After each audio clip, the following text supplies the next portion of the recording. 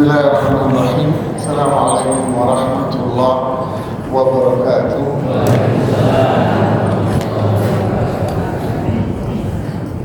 Alhamdulillah, nahmaduhu ta'ala wa nasta'inuhu wa nastaghfiruh wa natubu ilayh wa nusalli wa nusallimu ala rasulillah wa ala alihi wa sahbihi amma ba'd.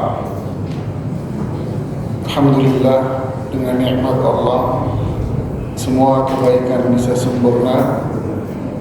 Alhamdulillah, Allah berikan kesempatan buat kita semua untuk berada di bulan yang penuh dengan kebaikan-kebaikan yang sangat berlimpah, di mana mereka yang sudah wafat berharap agar berada di bulan yang mulia ini. Ini adalah kenikmatan yang Allah berikan kepada kita, kesempatan untuk ibadah, kesempatan untuk memperoleh kebaikan, kenikmatan, pahala, karunia, kasih sayang Allah yang sebanyak-banyaknya. Semoga Allah bisa memberikan keteguhan iman buat kita untuk tetap menjalankan ibadah-ibadah di bulan yang mulia ini, dan semoga Allah menerima apa yang sudah kita lakukan. Para jamaah sekalian, kita akan bicara di pagi hari ini bahasan tentang penutup Al-Quran, yaitu Al-Quran ditutup dengan surat Al-Ikhlas, Al-Falaq, An-Nas. Kita tahu Allah Subhanahu wa ta'ala membuka Al-Quran dengan pembuka yang sangat mulia sekali, sehingga itu pun disebut dengan nama Al-Fatihah, pembuka Al-Quran. Disebut pula oleh Allah Subhanahu wa ta'ala, Kunna ummul kitab wa ukhra mutasyabihat. Al-Quran, Al-Fatihah sebagai pembuka disebut oleh Allah dan disebut oleh Rasulullah SAW sebagai Ummul Quran, yaitu induknya Al-Quran. 7 ayat As-Sab'ul Mathani, 7 ayat yang diulang-ulang. Al-Quran dibuka dengan kesimpulan dari semua isinya. Al-Fatihah menggambarkan semua apa yang terkandung di dalamnya, di dalam Al-Quran. Al-Fatihah menggambarkan, menyimpulkan semua yang terkandung di dalam Al-Quran. Makanya disebut dengan istilah Ummul Quran, induknya Al-Quran. Dia menyimpulkan, menjelaskan secara garis besar apa yang ingin Allah sajikan di dalam Al-Quran ini. Itulah yang menjadikan Al-Fatihah memiliki kemuliaan yang begitu besar. Berarti Al-Fatihah sebagai pembuka Al-Quran mengenalkan tentang siapa Allah, mengenalkan tentang apa kewajiban utama manusia. Itulah yang disebut dengan nama tauhid kita kepada Allah, membangun landasan iman kepada Allah, kepada hari akhir, kepada Al-Quran dan seterusnya. Lalu Al-Quran dimulai dengan Al-Baqarah, di mana awal Al-Baqarah menjelaskan tentang manusia yang beruntung, bahwa Al-Quran adalah petunjuk bagi mereka yang beruntung, yaitu orang-orang yang bertakwa. Ketakwaan menjadi sebab seseorang bisa mendapatkan manfaat-manfaat dari Al-Quran.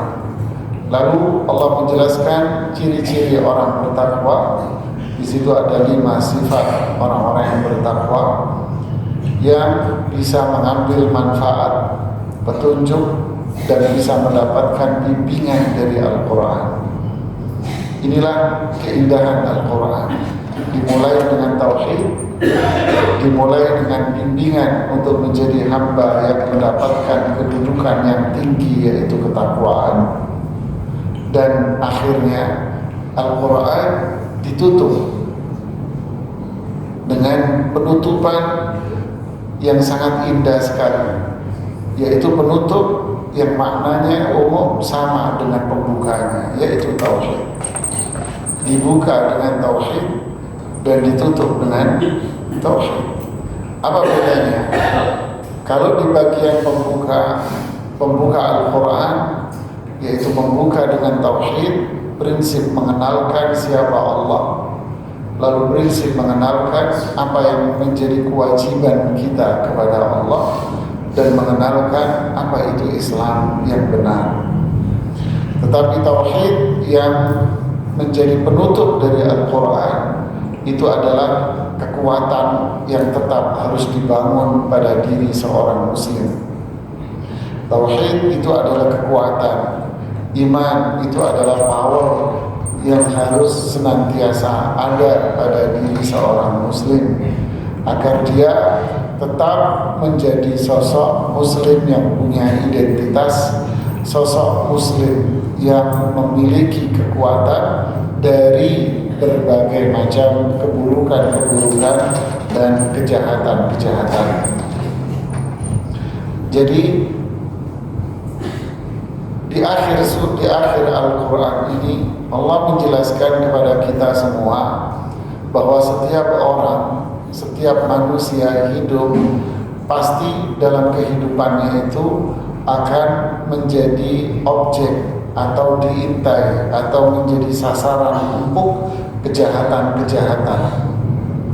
Setiap orang hidup pasti akan menjadi objek sasaran empuk kejahatan-kejahatan yang senantiasa akan merusak iman dia, merusak pribadi dia, merusak hatinya, merusak fisik dia, akan siap untuk merusak semua yang ada pada diri hamba itu. Maka tauhidlah yang akan bisa menjaga kekuatan seorang muslim itu. Hanya tauhid dan iman yang bisa menjadikan dia memiliki power, atau kalau bahasa kesehatannya memiliki sistem imun dari berbagai macam keburukan-keburukan dan kejahatan-kejahatan yang itu selalu mengintai diri kita semuanya. Makanya Bapak Ibu sekalian, ketika surat ini Rasulullah SAW menjelaskan dalam banyak hadis bahwa ia memiliki banyak sekali keutamaan-keutamaan. Di antara keutamaan dari ketiga surat ini adalah afdal ma yata'awwadu bihi al-muta'awwidun. Ini surat ini adalah, tiga surat ini menjadi surat yang terbaik digunakan untuk berlindung dari berbagai macam keburukan. Tiga surat ini menjadi surat yang terbaik digunakan untuk melindungi diri dari berbagai macam keburukan. Atas dasar itulah Rasulullah SAW menganjurkan kepada kita untuk menjadikan tiga surat ini sebagai zikir harian.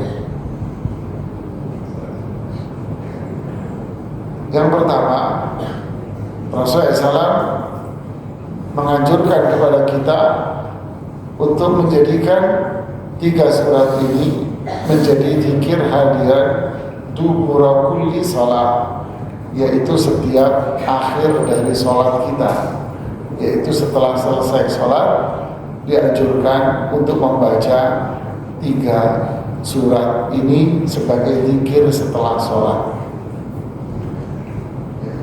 setelah sholat 5 waktu dibaca 1 kali masing-masing. Kemudian yang kedua, dianjurkan pula untuk dibaca di waktu pagi dan di waktu sore. Bahkan Rasulullah SAW mengatakan kepada seorang sahabat yang menemui beliau di malam hari, bacalah 3 surat ini. Bacalah Qul huwallahu ahad, bacalah Qul a'udzu birabbil falaq, bacalah Qul a'udzu birabbin nas. Baca. Kenapa?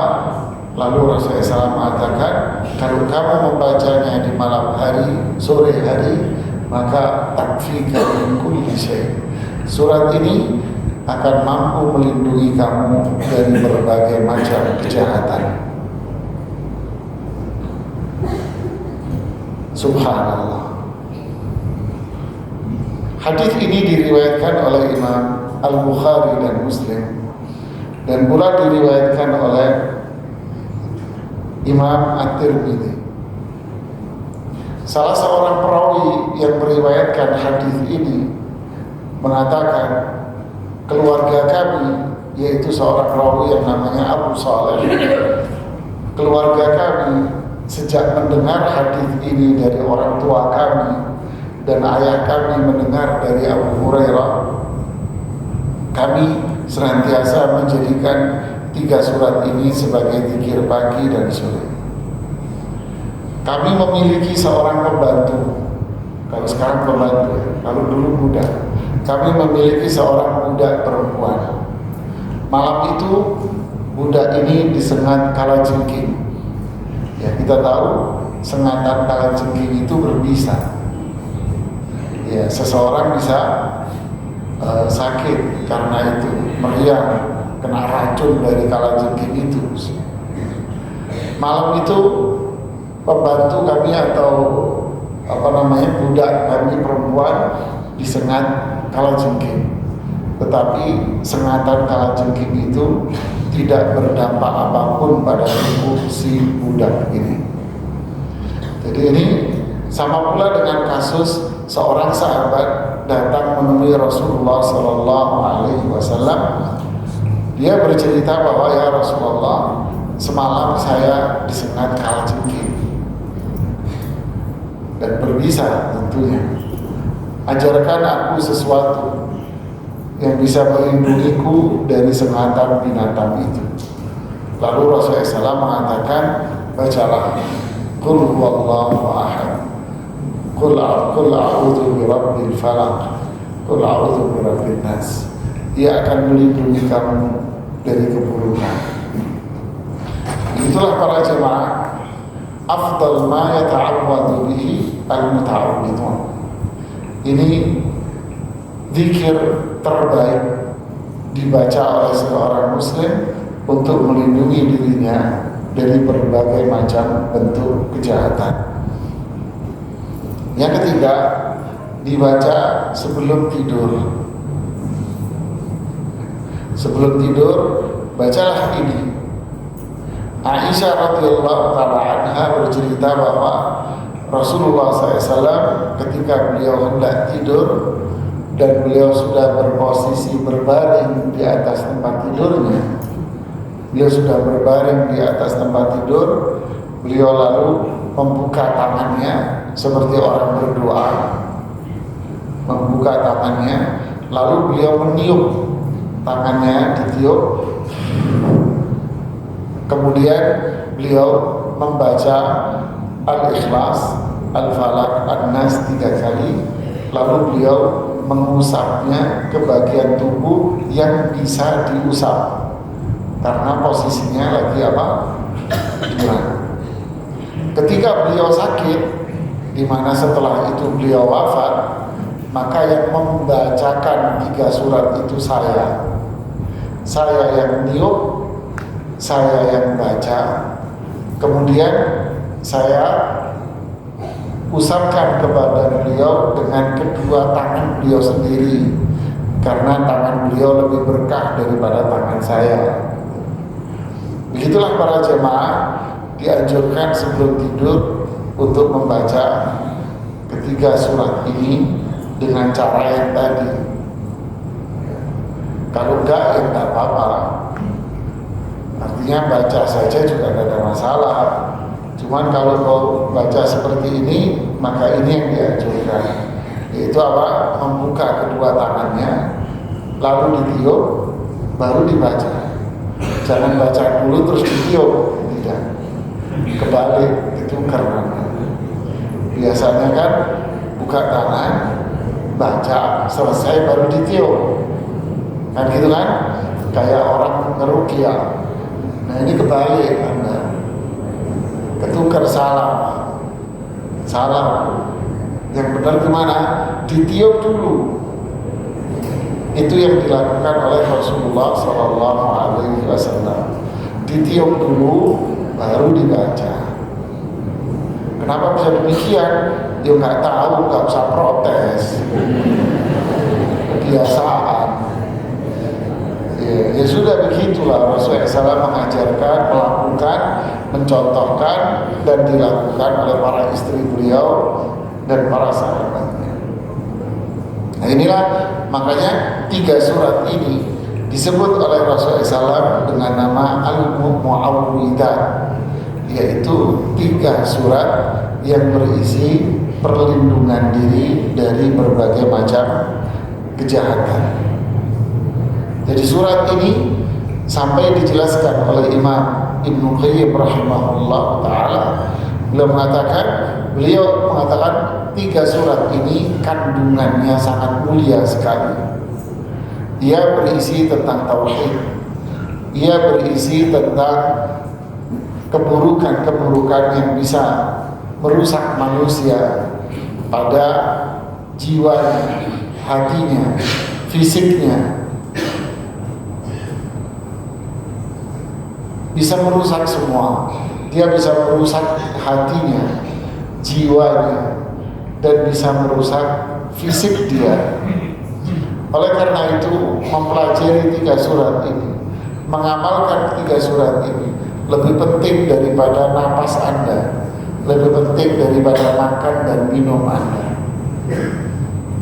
Orang gak makan, gak minum, lapar, mentok mati Pak, tapi dia belum tentu sengsara. Tapi kalau orang yang tidak melindungi diri dari kejahatan-kejahatan ini, maka dia akan sengsara dunia dan masuk neraka di akhirat. Jadi ini kata beliau lebih penting daripada makan dan minum, bahkan dari bernafas sekalipun, karena begitu besar kandungan yang ada dari 3 surat itu. Nah ini sebagai sedikit pengantar. Saya akan jelaskan secara ringkas saja karena keterbatasan waktu. Surat Al-Ikhlas sendiri Pak, itu memiliki kemuliaan yang begitu besar. Suatu hari Rasulullah SAW mengutus pasukan perang ke satu daerah dengan seorang komandannya. Nah, otomatis yang menjadi imam dalam sholat-sholat mereka dalam perjalanan itu adalah komandan perangnya. Itulah yang dilakukan. Nah, komandan perang ini kalau menjadi imam, setelah membaca Al-Fatihah, dia selalu membaca 2 surat. Bukan 1 surat yang dibaca, tapi 2 surat. Jadi setiap kali membaca Al-Fatihah kemudian selesai, dia mengikutinya dengan membaca 2 surat. Yang pertama surat bebas yang dia baca, surat apa saja. Tapi yang kedua adalah surat Al-Ikhlas. Jadi setiap kali dia baca surat selesai, selalu ditutup dengan membaca Al-Ikhlas. Berarti Al-Ikhlas selalu dia baca pada rakaat pertama dan kedua, dan pada setiap sholat. Lalu si pasukan ini tidak bisa protes, makmum nih, karena yang membaca adalah komandannya. Ketika pulang, balik ke Madinah, tentu akan lapor ke komandan paling besar, yaitu Rasulullah SAW. Ya Rasulullah, komandan kita kalau sholat jadi imam begini dan begini. Oh ya. Lalu Rasulullah SAW mengatakan, saluhu li ayyi syai'in sana'a dzalik. Ya harusnya kamu nanya ke dia lah, jangan nanya ke saya. Tanyain ke komandannya, tanyain ke imamnya, kenapa Anda melakukan itu? Akhirnya mereka nanya, kenapa kamu ya komandan melakukan ini dan ini? Komandan menjawab, iya, karena surat Al-Ikhlas itu berisi tentang sifat-sifat agung bagi Allah Subhanahu wa Ta'ala, sifat-sifat mulia. Saya suka membacanya. Lalu dilaporkanlah jawaban itu kepada Rasul SAW. Lalu beliau menjawab, beritahukan dia bahwa Allah mencintai dia. Kasus yang serupa terjadi pada imam Masjid Quba di zaman Rasulullah SAW. Setiap sholat mesti diawali dengan baca Al-Ikhlas. Kalau bedanya dia mengakhiri, kalau ini mengawali. Kalau dia baca Al-Ikhlas dulu, baru membaca surat yang lain, tentu setelah Al-Fatihah. Jamaahnya kalau yang ini beda. Kalau ini langsung menyampaikan ke imam, ya imam, kenapa engkau ini kok selalu baca Al-Ikhlas? Tolong jangan lakukan itu, jangan diulang-ulang surat Al-Ikhlas itu. Si imam menjawab, itu yang aku lakukan. Kalau kalian tidak suka dengan aku untuk menjadi imam di sini, saya akan berhenti jadi imam dan carilah imam yang lain. Dan mereka memandang jamaahnya bahwa beliaulah imam terbaik, sehingga nggak mungkin diganti dengan yang lain. Akhirnya mereka lapor kepada Rasulullah SAW. Rasulullah SAW rajin pergi ke Quba. Seminggu sekali beliau itu ke Quba. Setiap hari Sabtu beliau pergi ke Quba. Kadang jalan kaki, kadang menggunakan kendaraan.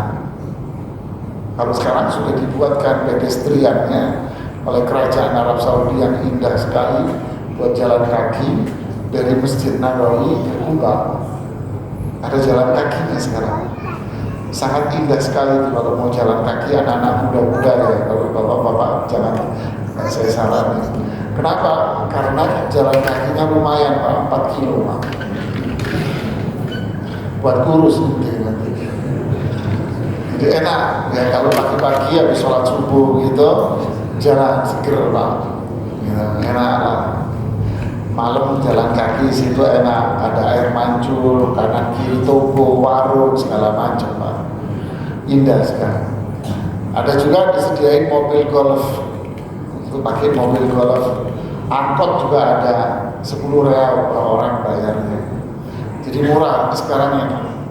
Nah dulu Rasulullah SAW begitu jalan kaki, kadang beliau naik kendaraan ontaknya ke Masjid Quba setiap hari Sabtu.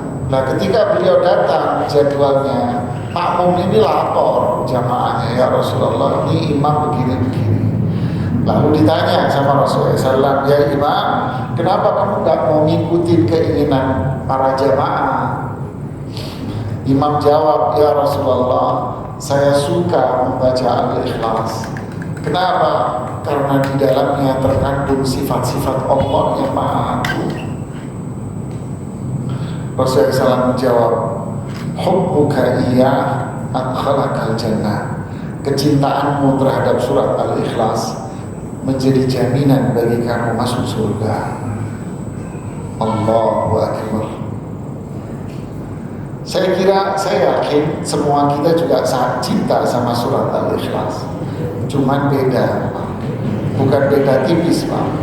Bedanya kayaknya terlalu besar Pak. Baina sama iwa sumur Pak.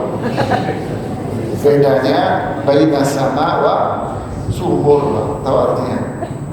Antara langit sama sumur Pak bedanya. Kita suka sama Al-Ikhlas karena cepat selesai, pendek, ya, ringkas, cepat bubar sholat. Tapi mereka mencintai Al-Ikhlas ini karena apa? Kandungan maknanya. Berarti mencintai Al-Ikhlas karena dia mencintai Allah, karena dia mencintai sifat-sifat agung bagi Allah Subhanahu wa ta'ala. Makanya Rasulullah SAW bilang, kecintaanmu ini menjadikan Allah cinta juga sama kamu, dan kamu masuk surga. Inilah, bukan karena pendeknya, enggak. Berarti surat Al-Ikhlas ini berisi tentang apa? Mengenal Allah. Siapa Allah? Berarti kalau kita pelajari dengan mendalam, itulah namanya kekuatan iman. Itu kekuatan iman yang gak akan bisa digoyang oleh kejahatan apapun.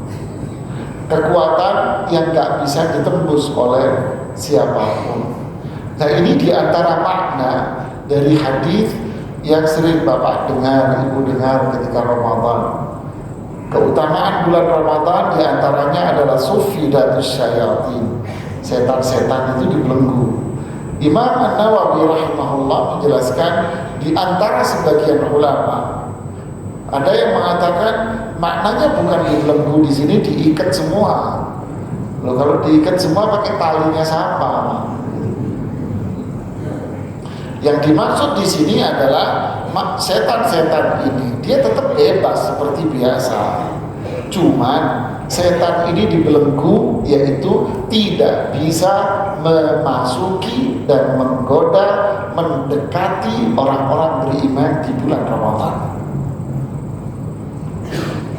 Dia memiliki junnah, makanya asyamu junnah. Puasa itu kayak apa? Perisai, tameng. Nah, itu diantara. Artinya kembali ke tema yang tadi, bahwa ketika iman terbangun dengan kuat, tauhid pondasi itu sudah menguat, mengakar di dalam hati setiap muslim, yaitu dia mengenal Allah, mengenal sifat-sifat Allah, membenarkan sifat-sifat Allah itu, dan mengamalkan sifat-sifat Allah itu dalam keseharian dia, maka dia akan menjadi seorang individu yang disebut di dalam hadis al-mu'minul qawi khairun wa ahab. Orang mukmin yang beriman lebih baik, lebih dicintai daripada orang mukmin yang letoy, yang lemah. Kuat dalam hal apa? Kuat dalam hal iman tauhidnya. Nah, ini dasarnya. Inilah surat Al-Ikhlas, kekuatan iman. Nah, atas dasar kekuatan iman inilah sehingga Al-Ikhlas digabung dengan Al-Falaq dan An-Nas. Al-Falaq An-Nas sebab turunnya dikisahkan oleh Aisyah radhiyallahu taala anha di hadis Bukhari dan Muslim, bahwa suatu hari Rasulullah SAW disihir, Pak. Beliau pernah disihir oleh seorang Yahudi dukun namanya Labid bin Al-Aqsam. Nama dukun Yahudinya Labid bin Al-Aqsam, nama dukunnya. Gimana caranya? Rasulullah SAW punya seorang budak, pembantu Yahudi kecil, anak kecil Yahudi.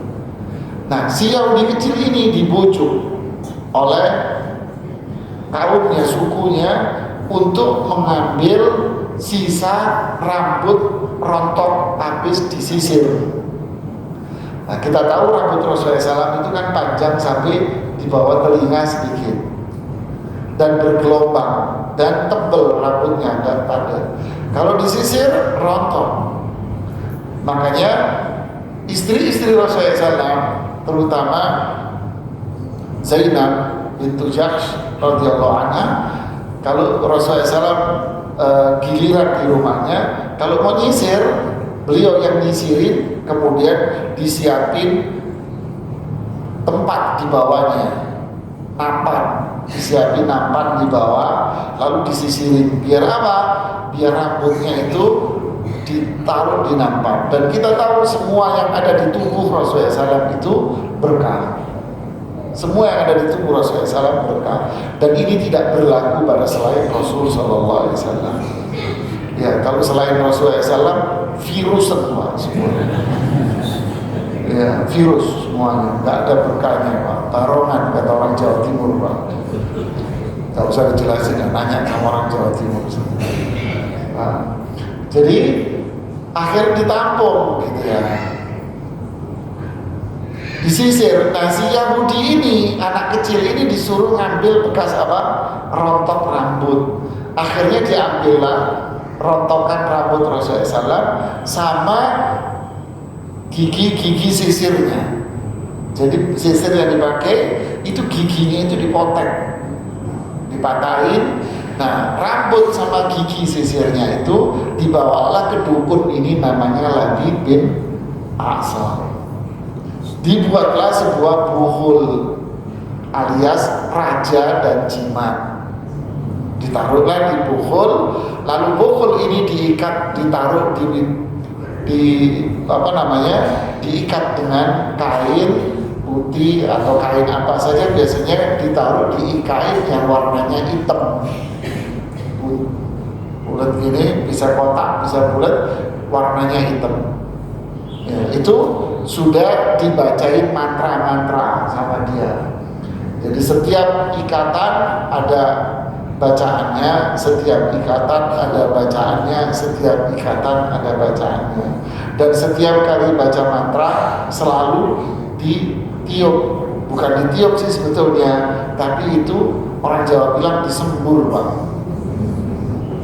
Bedanya ditiup sama disembur Pak. Kalau ditiup biasa gitu. Tapi kalau disembur plus jigongnya Pak. Ya gitu. Jadi kalau disembur ada jigongnya sih dukun ini. Nah jigongnya dukun inilah yang menjadikan kejahatan itu terjadi. Kok bisa? Karena jiwa si dukun ini sudah menyatu padu dengan setan. Sehingga ludahnya dia itu adalah ludah yang berisi kejahatan.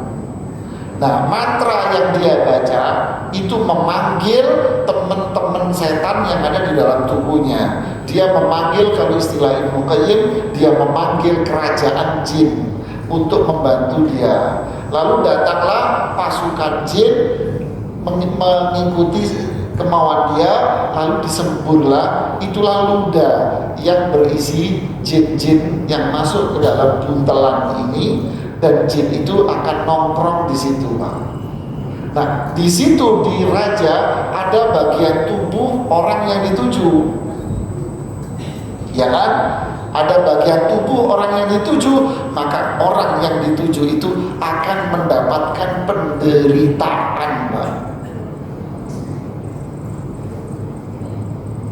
Penderitaan apa? Macam-macam.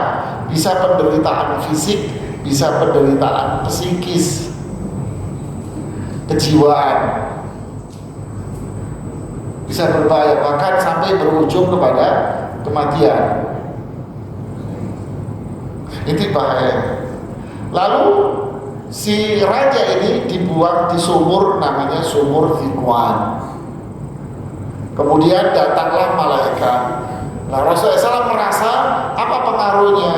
Rasulullah SAW maksum, bersih, suci dari kesalahan dan dosa. Beliau tidak akan berdampak apapun. Cuman beliau merasa tubuhnya lemas, sakit badannya, fisik. Imam An-Nawawi menjelaskan bahwa dampaknya hanya pada fisik, bukan pada akal. Karena nggak mungkin itu terkena akal Rasulullah SAW, karena beliau maksum, karena berkaitan dengan wahyu, fisiknya aja. Makanya datanglah malaikat dua, terjadi obrolan. Dua malaikat ini ada apa dengan dia? Dia kena sihir. Siapa yang sihir? Labid bin A'sam. Bagaimana bentuknya? Dijelaskan yang tadi. Di mana ditaruh? Di sumur Zikwan. Lalu datanglah Jibril. wahai Muhammad, itu sihir kamu di sumur Dhikwan. Lalu Jibril membacakan kepada Rasulullah SAW ruqyah pengobatan, yaitu 2 surat ini dan zikir-zikir yang lain. Beliau bilang kepada Aisyah, ya Aisyah, obatku sudah datang. Lalu diambillah buhul itu dan sumurnya ditutup sama Rasulullah SAW. Nah inilah Pak fenomena yang terjadi, menjadi sebab turunnya surat Al-Falaq dan An-Nas. Lalu apa perbedaan surat Al-Falaq dengan An-Nas? Al-Falaq itu isinya kejahatan-kejahatan yang menimpa manusia dari eksternal, dari luar. Dari siapa? Dari dukun. Yang pertama, min syarri ma khalaq, yaitu makhluk-makhluk yang punya jiwa jahat. Ini yang pertama. Siapa makhluk-makhluk yang berjiwa jahat itu? Bisa manusia, bisa jin, bisa binatang, seperti kisah kalajengking tadi. Makhluk-makhluk yang jahat. Bukan berarti Allah menciptakan jahat, enggak, tetapi makhluknya yang jahat. Ini satu. Yang kedua, kejahatan makhluk-makhluk itu terjadi pada umumnya di malam hari, Pak. Coba aja lihat, kejahatan apapun mesti malam hari. Binatang yang berbisa itu munculnya siang apa malam? Malam. Makanya kebun binatang jualan tiket malam hari. Benar tidak? Iya, taman safari kayak apa jualan malam. Karena di malam itulah binatang-binatang yang benar-benar galak itu bermunculan. Makanya disiapin lampu dan sebagainya kan. Ya itu rahasianya, Pak. Dan di malam hari itu setan-setan itu mulai muncul. Ingat gak Pak? Bapak-bapak yang umur 50-an ini, ingat gak dulu masa kecil kita Pak? Kalau sudah mau maghrib, kita disuruh apa sama orang tua kita Pak? Apa? Suruh pulang kan Pak? Ayo mau maghrib, pulang. Gitu kan orang tua kita dulu Pak? Yang muda-muda mana tahu. Dulu kita masih kecil di kampung dulu, belum maghrib, sudah mau maghrib itu udah dicari Pak. Dan yang suruh pulang itu semua orang kampung juga, pulang, kita anak kecil-kecil pulang. Kenapa? Karena maghrib tiba, itu jamnya setan, jam kerja Pak. Ya, itu jam kerja. Kalau kita manusia ini jam kerja kapan? Pagi kan? Pokoknya habis sholat mulai terang jam 6 sampai jam 8 itu jalanan kayak cendol kan gitu kan. Sama Pak. Kalau sore sama padat kita. Tapi kalau setan jin jam kerjanya itu maghrib. Berarti pulang dari kerja dia jam berapa? Menjelang subuh. Itu jamnya siapa? Setan. Kecuali manusia yang memang darurat kerja di jam itu. Jadi kalau manusia yang kelayapan jam itu berarti kelayapan sama bukan saya ya. Anda loh yang iya. Jadi istilah kita itu jam bareng maling sama bareng bencong.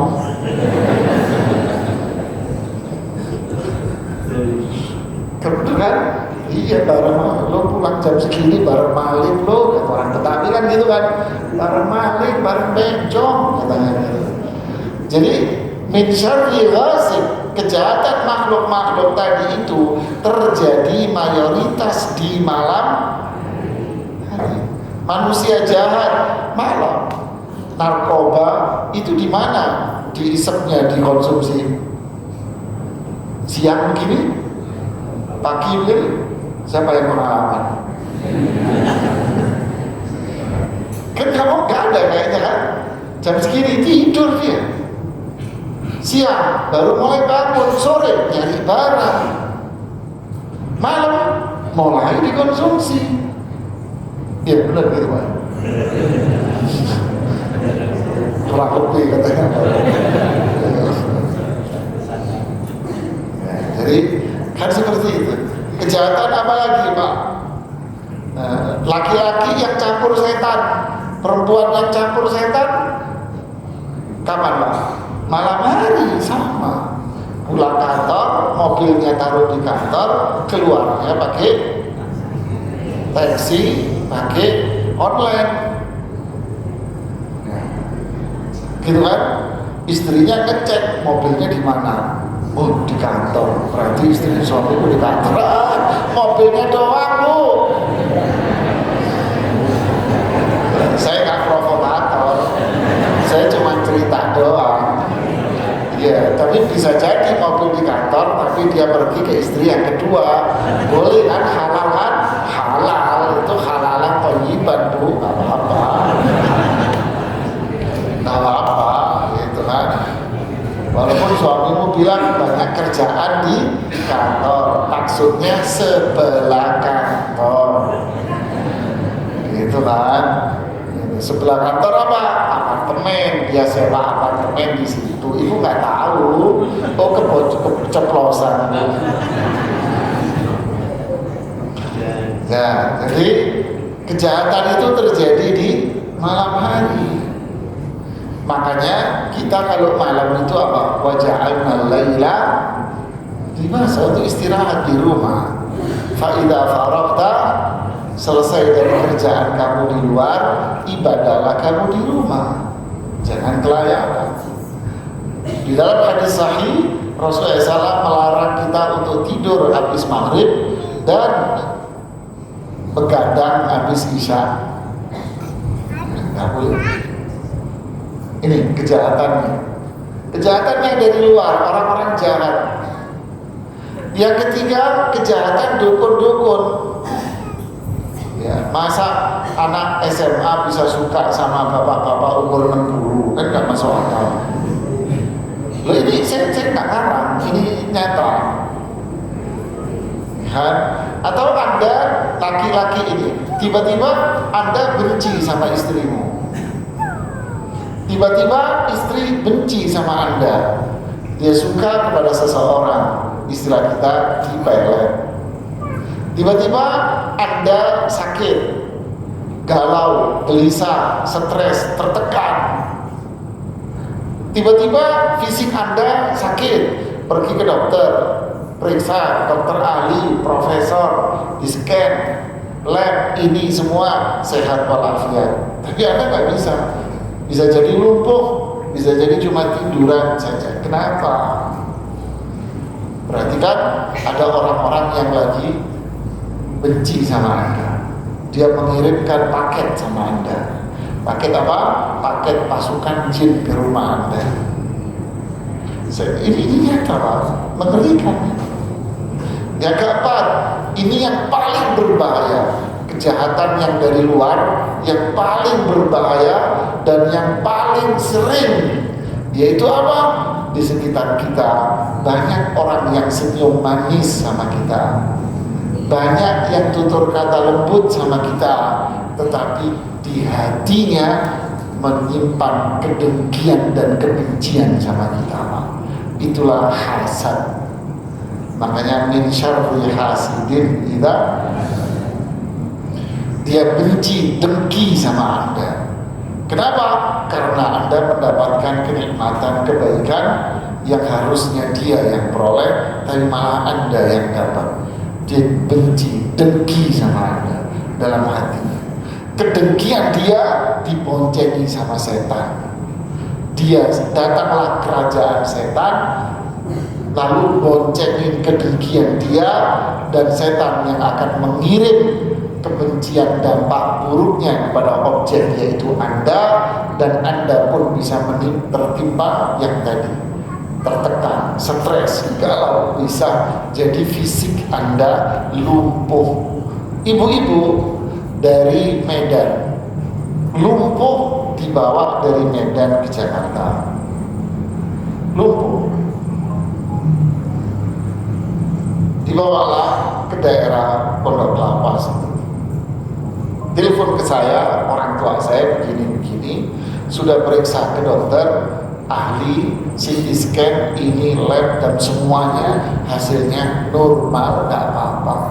Kata dokter, coba saya kasih rujukan ke psikiater, dibawa ke psikiater, ke psikolog, belum bisa menganalisa normal. Kenapa Ustaz?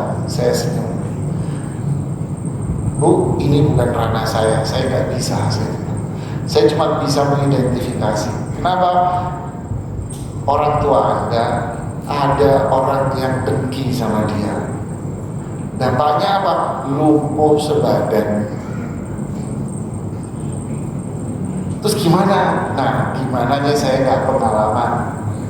Artinya untuk meruqyah teknis saya nggak pengalaman. Saya telepon satu ustadz yang biasa meruqyah, diruqyah sama dia, terus dia kasih laporan sama saya.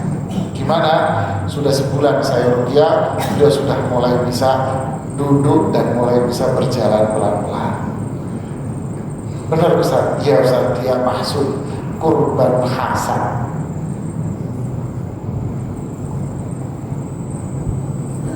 Padahal bisa jadi si fulan itu setiap hari sama Anda, bisa jadi sering duduk sama Anda, tapi kita tidak tahu isi dia adalah serigala. Tetapi dia di hadapan Anda seolah-olah dia kucing Persia yang lucu di depan Anda. Ini yang para ulama sebut, ini kejahatan paling berbahaya pada diri kita. Awas.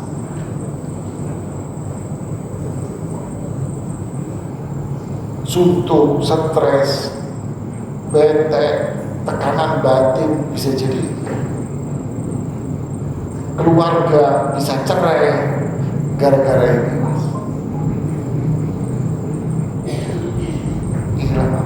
Ini 4 kejahatan yang mengintai kita di luar kemampuan, Pak. Seperti debu virus di luar. Kita tidak berdaya dengan virus dan debu di luar. Orang merokok gak berdaya dengan perokok ini, Pak. Tapi Anda bisa menjadi perokok pasif yang lebih ganas dampaknya daripada perokok itu sendiri, Pak. Ya kan? Seorang ibu terkena penyakit paru-paru kronis, seorang bayi, anak kecil kena paru-paru kronis, tapi dia tidak merokok. Yang merokok itu suaminya, Pak. Ya tidak?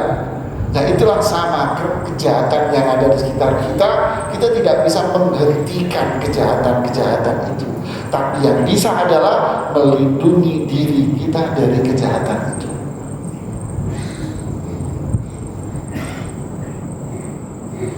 Caranya gimana?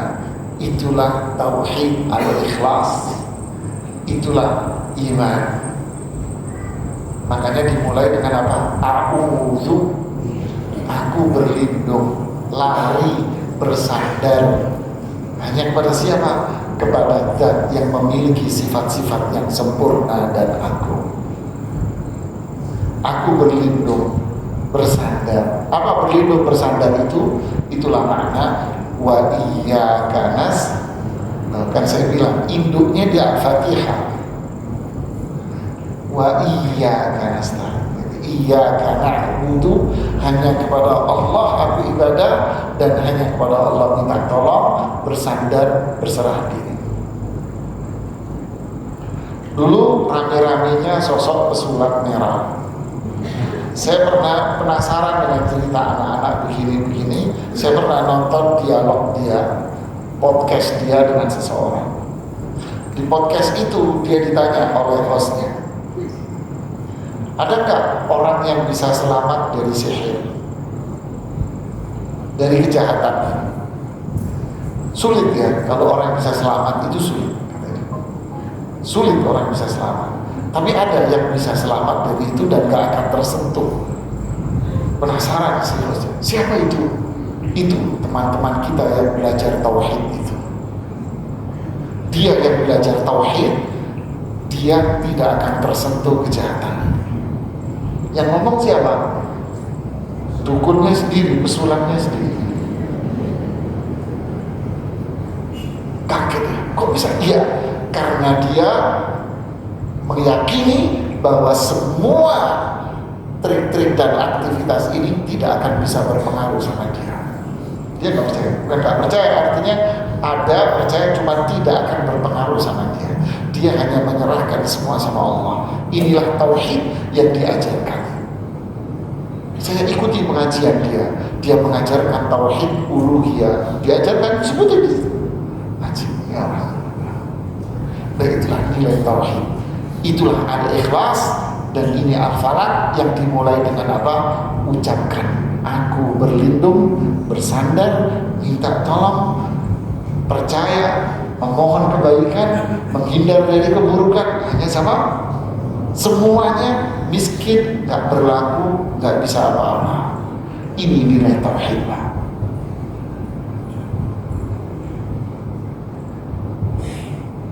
Paham?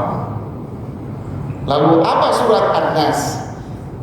Ini ekspres, ini jelasin. Sedangkan An-Nas itu kejahatan yang datangnya bukan dari luar, kejahatannya ada dalam tubuh kita sendiri. Waduh, ya. Dan kejahatan itu yang ada dalam tubuh kita tidak akan pergi dari diri kita sama sekali sampai kita mati, Pak. Walaupun engkau ya Rasulullah, walaupun saya, cuman bedanya yang ada di dalam tubuh saya, dia beriman dan bertakwa. Kalau kita,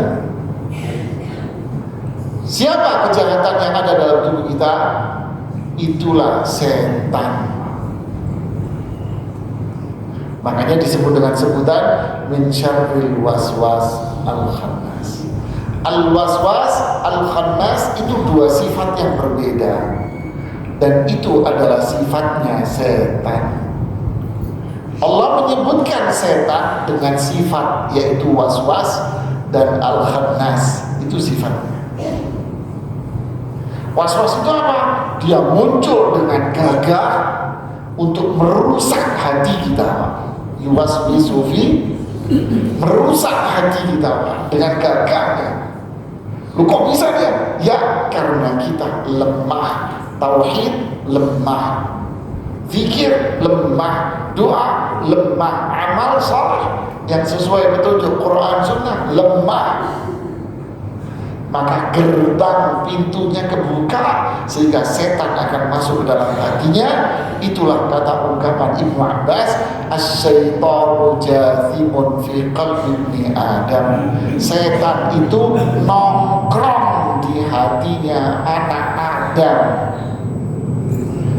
Dari godaan setan muncul kejahatan dari tubuh kita sendiri yang disebut dengan nama hawa nafsu. Muncullah dari situ, yaitu syar kejahatannya. Apa itu kejahatannya? Fisik yang sakit, psikologis yang ini bukan. Muncul kejahatannya apa? Syirik, bid'ah, maksiat. Itu kejahatannya. Jadi setan masuk ke dalam untuk apa? Ngerusak hati, yaitu ngerusak iman. Yang disasar apa? Biar dia murtad. Kata Ibnu Qayyim, pertama yang disasar murtad. Kalau dia gagal untuk menjadikan dia murtad, dia akan masuk yang kedua, yaitu apa? Dia bikin orang ini syirik sama Allah. Kalau gagal karena dia faham syirik, ngerti gagal syirik, maka disasar langkah yang ketiga, yaitu apa? Dibikin dia itu melakukan bid'ah. Kalau gagal dia dibikin bid'ah karena dia tahu bid'ah, dia akan masuk yang ketiga, maksiat. Dibuat dia zina, minuman keras, khamr, narkoba. Di sini terkadang berhasil dia. Bisa jadi dia duduk di pengajian, tapi malamnya dia makin narkoba. Ada.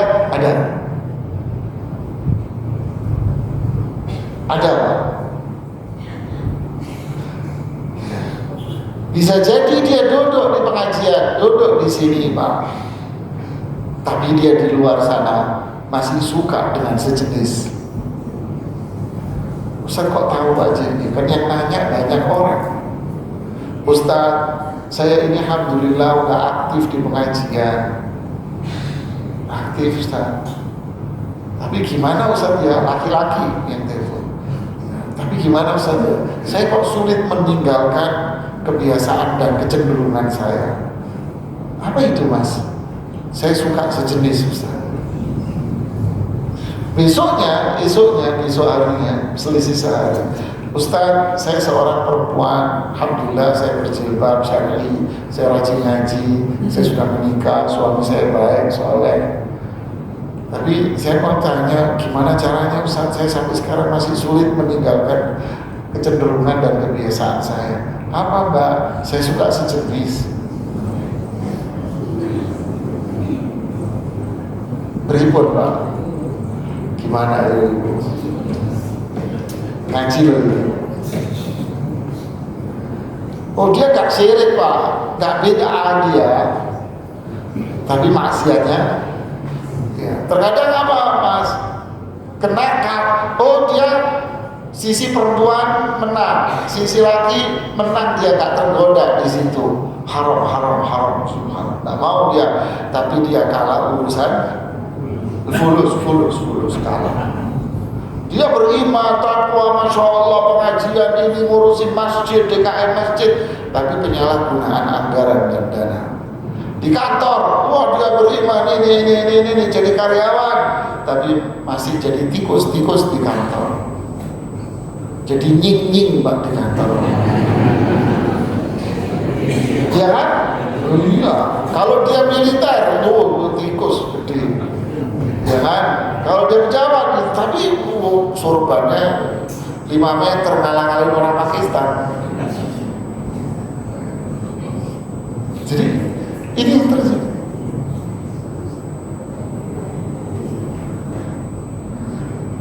Jadi kalau dia disirik aja udah menang, wah jadi hobi sirik dia, jadi ngalap berkah kuburan-kuburan. Hobi nyari berkah kuburan-kuburan. Hobi nyari wali-wali Pak, karomah Pak. Menang setan ini, pesta di hatinya setan. Atau kalau gagal beda, tapi ini identik. Kalau gak syirik beda ini temenan akrab bestian gitu. Orang yang syirik biasanya suka melakukan apa? Beda. Orang yang beda selalu berbuat syirik, sudah itu bestian gitu. Setannya nongkrong gitu. Maksiat dosa besar sama.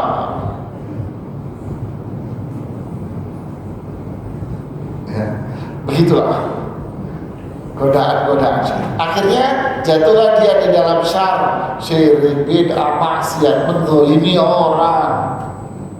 Ngaji, masya Allah, kajian ibu-ibu, tapi kalau nyampe di rumah, waduh, suaminya dibikin sayur royong sama dia. Habis tuh suami itu. Sayur royong tuh suami itu. Jenderal bintang 7 ibu. Iya, habis Pak. Kelawan, mulutnya kasar. Padahal ngaji, padahal jadi koordinator pengajian. Mohon maaf ya, saya belak-belakan aja. Belak-belakan itu enak. Berarti dia apa? Kena jebak bisikan apa? Setan, al-waswas. Itulah sifat setan, was-was, dia melancarkan kejahatannya. Sifat dia. Tapi kalau hamba ini kuat Pak, gak mungkin semua item itu kena semua, enggak. Maka yang terjadi dengan setan apa? Al-khannas. Khannas itu apa?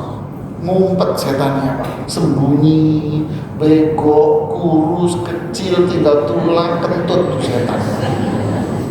Dia habis tuh setan Pak. Tapi dia akan tetap mengintai kapan nih orang lemah. Makanya kan kadang-kadang males kita ibadah, kadang-kadang males pengajian. Awal Ramadan luar biasa ngajinya, nyampe di sini sudah 2 hari Quran gak disentuh. Bener gak? Terawih sudah mulai, wah ini mulai lemah nih, gagal lagi, mulai berotot lagi nih setan. Gitu kan? Mulai itu mana dibisikin sama setan, bosen buka puasa di rumah, buka puasa di luar yuk di mall. Nah, mulai itu ya kan, waktu ikutilah sama bapaknya, ikutlah buka puasa di mall. Akhirnya maghribnya berantakan, isya berantakan, terawih wassalam, wes bubar semua, menang setan, menang gue gitu. Ya kan? Tapi kadang-kadang sadar, ya Allah kita digoda setan ini, astagfirullahaladzim, kurus lagi setannya. Kan kata orang Jawa, angin-anginan, iya kan? Ya, anginan, kadang sehat, kadang sakit hatinya, gitu. Itulah kita. Ya, sholat kadang jamaah ke masjid, kadang capek ke masjid, sini-sini aja. Sholat sunnah juga begitu, ada yang penting udah nggak usah sunnah deh. Begitulah. Jadi beda konteksnya An-Nas. An-Nas ini kejahatan yang ada di dalam tubuh kita, yang disasar apanya? Diri kita untuk menjadi orang yang murtad, syirik, bid'ah, dosa besar, maksiat. Tapi kalau al-falaq, kejahatan yang datang dari luar. Makanya dua-duanya dimulai dengan apa? A'udzu, aku hanya berlindung, saya serahkan semua sama Allah. Itulah al-ikhlas, tauhid.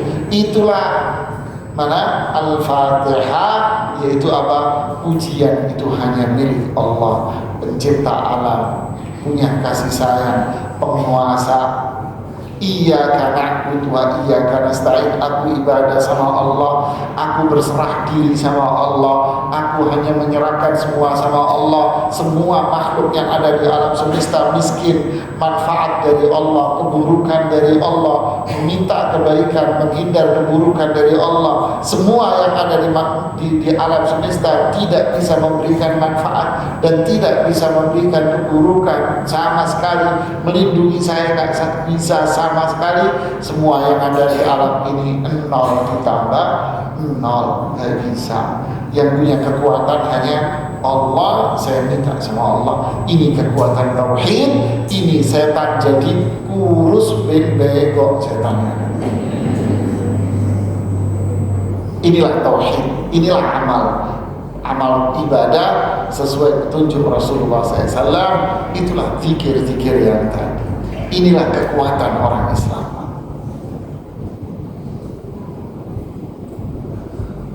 Ini kekuatan.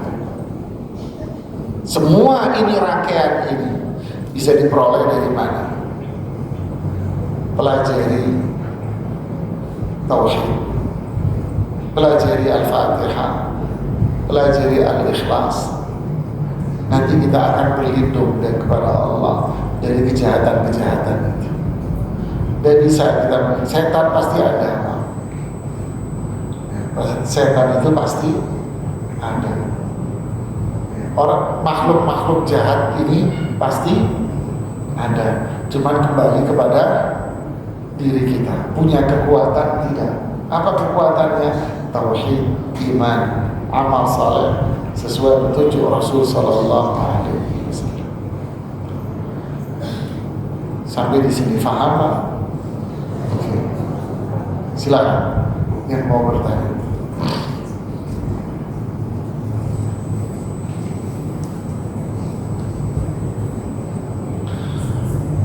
Apakah ilmu yang diwariskan orang tua kepada anak yang dianggap sebagai amal jariah orang tua itu hanya ilmu agama saja? Bagaimana dengan ilmu-ilmu lain? Nah, ini menarik Pak. Yang dimaksud dengan ilmu bermanfaat itu ilmu apa?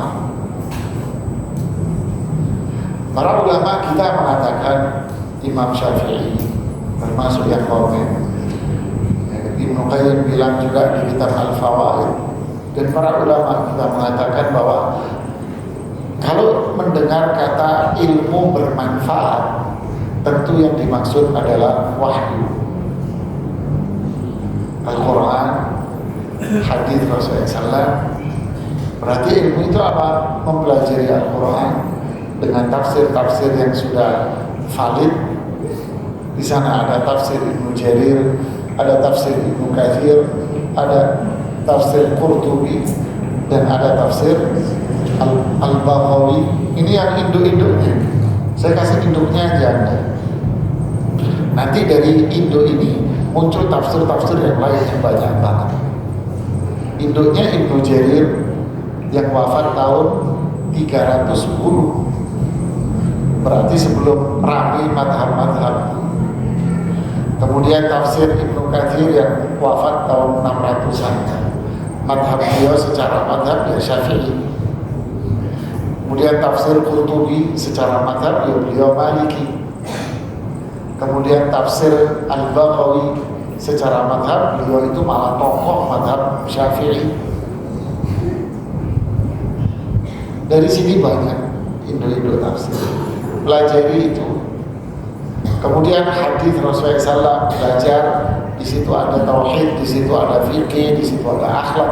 Bagaimana memahami hadis? Ya tentu dengan penjelasannya para sahabat, para tabi'in, para ulama-ulama hadis. Bukhari yang menjelaskan ada Ibnu Hajar, Ibnu Battal, Abul Abbas Al-Qurtubi, dan para ulama-ulama lain. Itu mazhabnya apa? Ibnu Hajar itu mazhabnya Syafi'i, bahkan beliaulah Amirul Mukminin, pimpinan para ulama hadis di sini. Sahih Muslim ada Imam An-Nawawi, Syekhus Syafi'iyah, guru besar mazhab Syafi'i. Kadang orang ngaku Syafi'i tapi nggak mau belajar sendiri. Jadi kembali lagi ke situ. Di situ akan belajar tauhid, di situ akan belajar belajar fikih yang benar, belajar akhlak, semua sesuai dengan Quran, hadis, penjelasan Rasul SAW, para sahabat, para tabi'in. Nah inilah ilmu yang manfaat. Nah orang tua kita ngerti ini semua? Enggak. Tetapi orang tua kita mengajarkan ibadah, nyuruh kita ngaji. Manfaat, yaitu ilmu manfaat luar biasa. Nyuruh kita sholat, nyuruh kita untuk tutup aurat, nyuruh kita akhlak, adat, etika. Ini semua ilmu yang luar biasa. Dapat gak pahala orang tua? Dapat.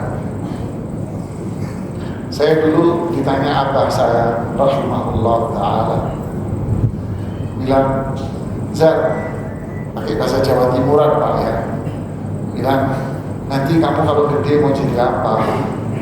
Saya bilang masih kecil dulu Pak, masih SD TK. Saya bilang sama abah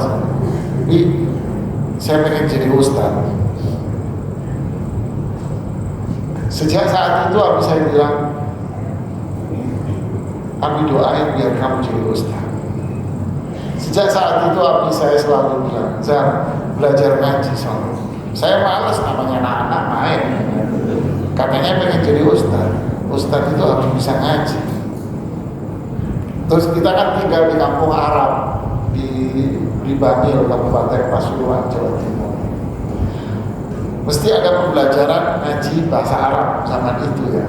Sana belajar bahasa Arab. Apa saya bisa bahasa Arab? Sana belajar bahasa Arab. Abi malas, katanya mau jadi ustaz. Ayo ngaji sana. Terus kita dimotivasi. Ayo sana ke masjid. Ayo sana ke masjid. Ayo rajin sholat, ayo sholat. Jadi kita dimotivasi terus belajar. Umi saya bilang rahimahullah, kasihan Izar belajarnya terlalu banyak. Dijawab sama abahnya, biarin, dia kan mau jadi ustaz. Oh iya ya, kata umi saya. Dapat gak pahala? Al-waladu min kasbi abi. Anak itu jeripaya orang tua. Ini jeripaya abah saya. Abah saya yang support, umi saya yang support Pak. Sampai saya itu Betulin lampu aja itu nggak boleh Pak. Ganti lampu di rumah itu nggak boleh Pak saya. Saya itu lampu mati putus, kamu ganti. Kata kakak-kakak saya, abah saya nyeletuk, jangan Niza. Dia mau jadi ustaz.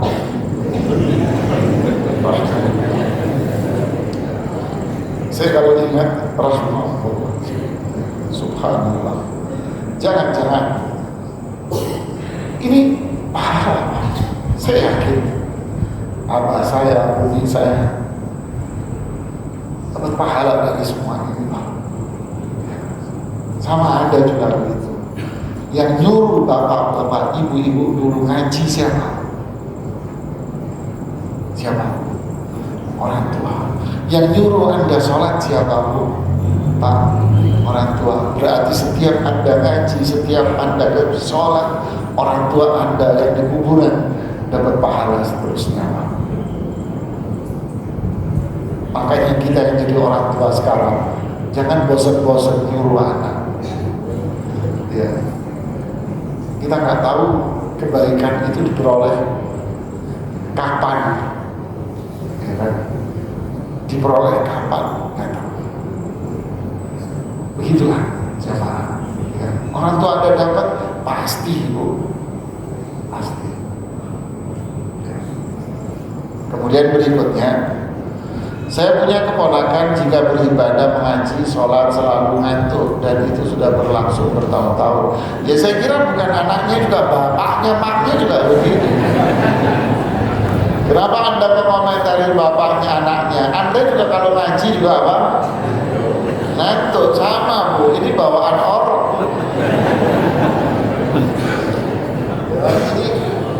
Ini bawaan orok apa? Orok yang ditongkrongin siapa? Ya saya tadi yang nongkrong di kita. Urusan ngaji aja, wah sulitnya. Coba urusan mainan medsos.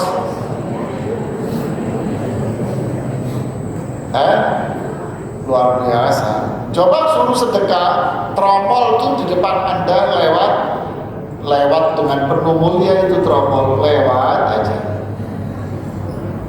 Coba Anda suruh ke supermarket, mak-maknya ini setiap lorong dipelototin. Tapi tromol lewat, permisi, monggo katanya. Di monggo itu tromol. Iya, di fakir miskin lewat. Bu, bisi. Oh iya, mari doang. Maaf, nggak ada uang kecil. Coba lihat tasnya, merek apaan? Ya kan? Enggak, kalau Hermes nggak bakal pengajian Pak. Nggak bakal ngaji itu harusnya. Ada ya? Oh Masya Allah, Alhamdulillah. Tapi sedekahnya cocok sama Hermesnya nggak? Uang kecil juga itu. Jadi begitulah. Kita jangan suka nyalain orang. Ya, ngacaklah dulu. Bisa jadi itu terjadi pada diri kita. Orang yang bijak adalah orang yang memperbaiki diri sebelum Anda menyalahkan orang lain. Begitu juga anakmu. Anak saya begini. Lo ngapain? Udahlah Pak, pendidikan yang baik itu dimulai dari mana? Dari diri sendiri. Jangan nyalahin orang. Perbaiki diri Anda. Kalau kita sudah memperbaiki diri, baru kita suruh anak kita, dia sudah melihat contoh. Apakah sifat minder termasuk terbuka pintu-pintu setan? Minder ini negatif, buruk. Apa itu godaan setan? Bisa, iya tentu. Tidak mau bersosialisasi sama orang. Karena minder negatif. Suruh ke masjid, nggak mau.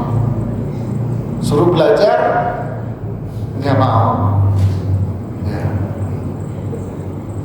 Ini termasuk masalah. Padahal kita disuruh bergaul dengan teman-teman yang baik. Kita disuruh bersosialisasi dengan sosialisasi yang baik. Terus gimana kalau kita tidak mau ke masjid, nggak mau ke majelis taklim, Nah, mau ketemu orang yang baik, terus di rumah aja sendiri ngapain? Akhirnya nanti orang tuanya bilang anak saya punya indera keenam,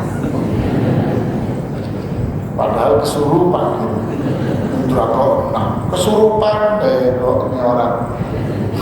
Mohon maaf ya bahasa saya ya. Ini kesurupan Pak, hati-hati. Anda sudah dikuasai setan, nanti dipiara biar menghasilkan fulus, cuan, pengobatan jadi orang pintar, orang teko Pak. Hidupnya kesurupan setan. Nah, ini penyakit berbahaya. Ya. Tapi kalau maksud dia adalah dia tidak mau bergaul dengan teman-temannya yang buruk-buruk, temannya yang tidak baik akhlaknya, wah ini luar biasa, ini mulia. Dia membatasi diri dalam pergaulan. Dia milih-milih teman, wah ini luar biasa. Sebagaimana kita kalau mau makan juga milih-milih makanan. Dia memilih-milih teman, enggak, saya nggak mau bergaul sama dia. Kenapa? Perilakunya buruk. Akhirnya orang tua mengatakan, kamu minder ya. Nah, orang tuanya yang salah.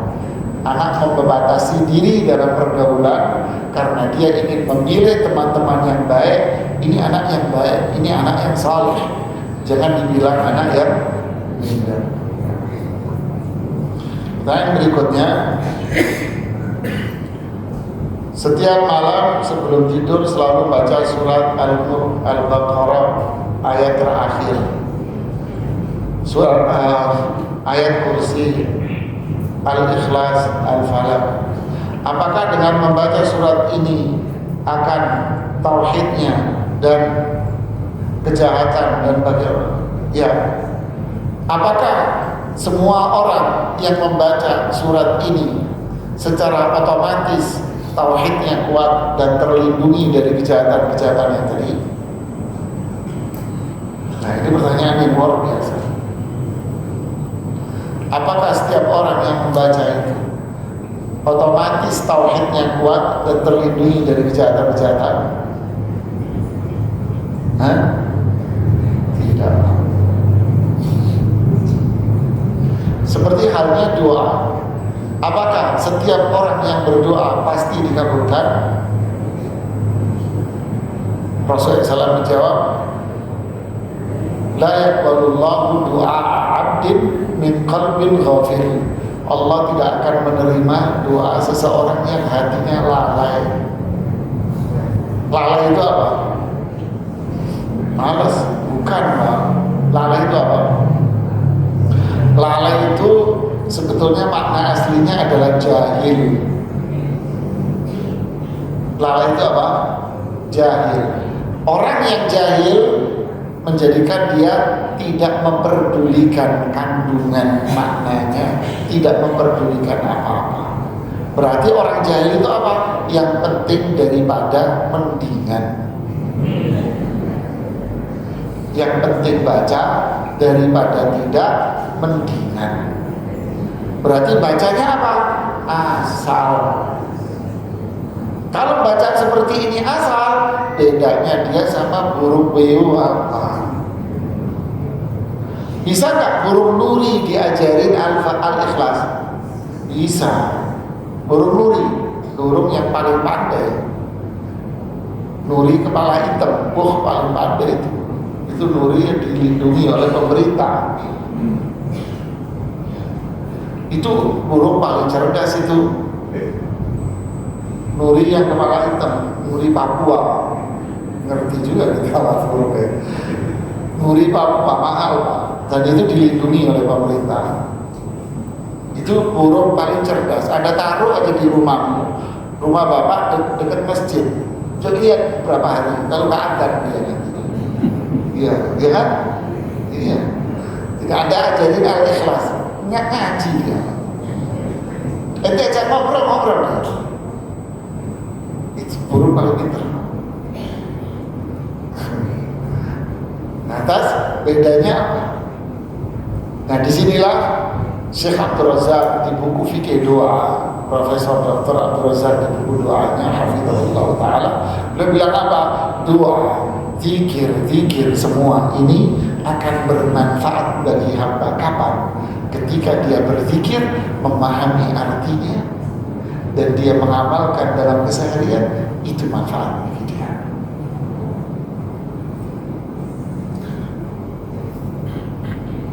Itu manfaat. Berarti kalau saya baca Al-Ikhlas, Al-Falaq, An-Nas tanpa paham artinya nggak manfaat. Manfaat, Pak. Ada manfaat, cuman berapa persen? Saya juga pernah ditanya, Ustadz saya tidur rajin baca ayat kursi, Al-Ikhlas, tapi kok sering mimpi buruk. Ya kan? Ini masalahnya. Sering saya mimpi buruk padahal saya sudah rajin. Kan masalahnya berarti pada siapa? Diri saya. Faktor yang kedua apa? Kata Ibnu Qayyim, terkadang masalahnya itu adalah apakah lahannya, tempatnya ini adalah tempat yang layak untuk menerima kemuliaan ini. Anda beli pohon mahal, apakah media tanam Anda itu layak untuk pohon ini? Pohonnya istimewa, Pak, buahnya istimewa, tapi media tanamnya nggak cocok, sehingga apa? Mati. Berarti yang salah siapa? Tanamannya, media tanamnya, kata Ibu. Maksudnya apa? Kita, hati kita masih banyak dosanya. In tajtanibu kaba'ira ma tunhauna anhu nukaffir ankum sayyi'atikum. Jika kalian menjauhi dosa-dosa besar, saya ampuni dosa-dosa kamu. Wa nudkhilukum mudkhalan karima. Saya masukkan kamu ke tempat yang mulia, surga. Berarti kapan manfaat? Kalau hati kita bersih dari dosa-dosa besar. Kapan selokan pembuangan air itu bermanfaat untuk apa? Pengairan di komplek. Kapan bermanfaat? Kalau selokannya bersih, maka setiap hujan turun dia akan bermanfaat sebagai pengairan jalan. Tapi kalau selokannya banyak dosa besarnya, ya banjir komplek Mubang. Sama kan logikanya? Begitulah. Jadi jangan salahkan petunjuknya. Petunjuk Rasulullah SAW mulia. Fa inna khairal hadi hadi Muhammad SAW. Sebaik-baik petunjuk adalah petunjuknya Rasulullah SAW. Berarti apa? Salahkan diri kita yang masih kotor, yang masih maksiat, belum mengamalkan. Ini yang bisa saya sampaikan. Semoga bermanfaat. Mohon maaf jika ada kekurangan, kesalahan. Dan insya Allah kalau ada kesempatan lagi, kita akan mencoba untuk mentadabburi kandungan-kandungan mulia dari surat Al-Fatihah. Ya, apa? Barakallahu fikum. Subhanakallahumma bihamdika asyhadu an la ilaha illa anta astaghfiruka wa atubu ilaik. Wa sallallahu wasallam ala Rasulillah wa ala alihi wa sahbihi. Assalamualaikum warahmatullahi wabarakatuh.